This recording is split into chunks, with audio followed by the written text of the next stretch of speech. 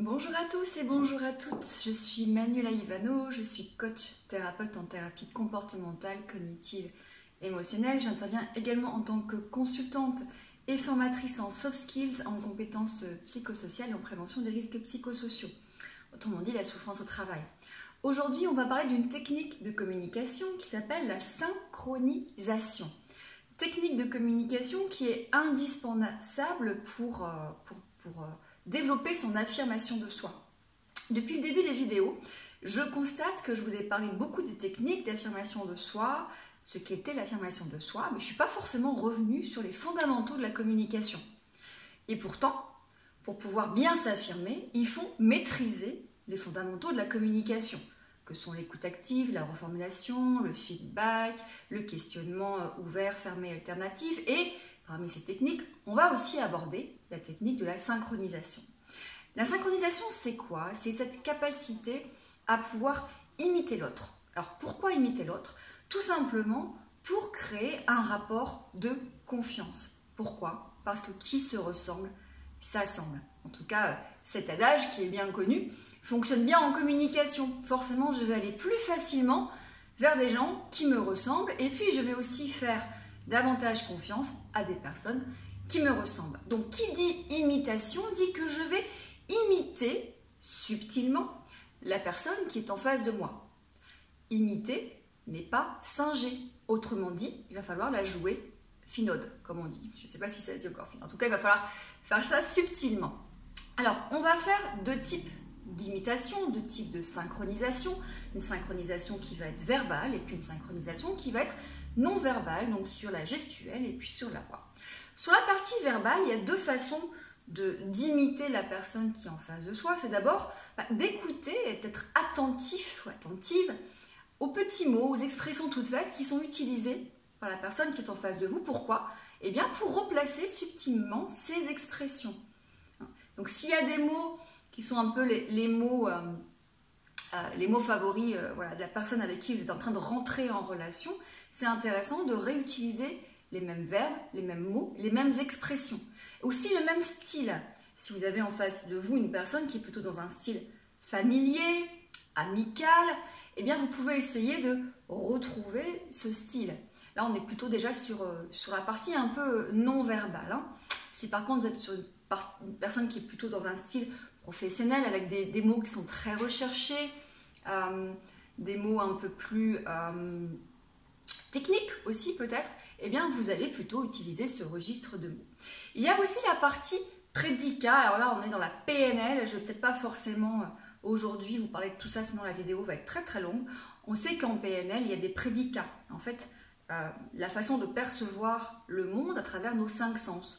Et donc, des personnes sont plus visuelles, d'autres sont plus auditives ou encore plus kinesthésiques. Eh bien, vous allez pouvoir repérer ça à travers les mots qui sont utilisés chez votre interlocuteur.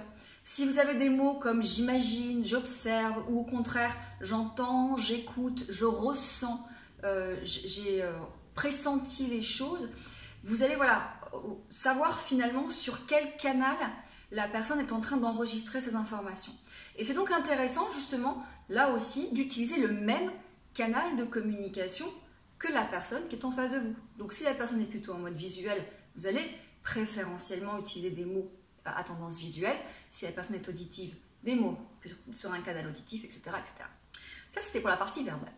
La partie non verbale, on va utiliser, en fait, on va imiter la personne qui est en face de soi sur la partie gestuelle, donc les croisements de jambes, le hochement, peut-être la tête qui penche, les croisements de bras, et puis on va aussi utiliser la partie paraverbale, donc tout ce qui est rythme, volume, intonation de la voix, rapidité de la voix pour la partie rythme, et on va aussi donc se caler subtilement, je dis bien subtilement, sur cette partie gestuelle et sur cette partie paraverbale. Alors, vous avez bien compris depuis tout à l'heure, j'utilise le terme subtil, il ne faut pas singer la personne. Pourquoi? Parce que si dès que la personne change de position, croise les jambes, croise les bras et que tout de suite vous suivez le mouvement, elle va peut-être s'en apercevoir.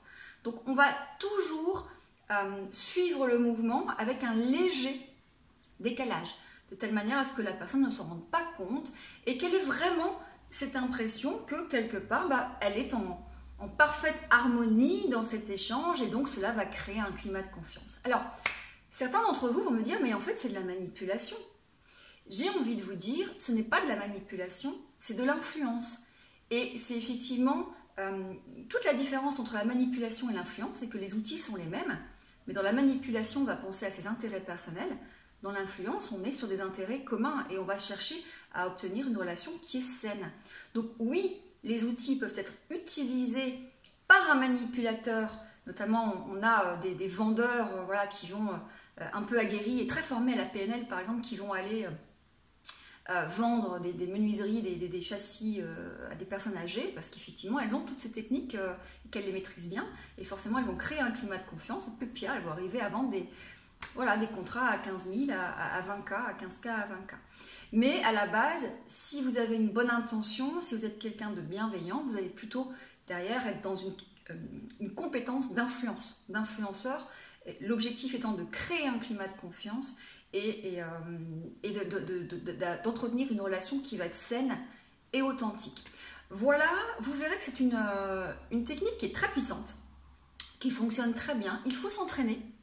Eh bien, commencez à vous entraîner d'abord avec les gens que vous connaissez, puis peut-être après, vous pourrez commencer à vous entraîner au travail, mais forcément, dans l'affirmation de soi, comme l'objectif n'est pas de s'imposer, mais de s'affirmer, il va falloir aussi créer ce rapport de confiance.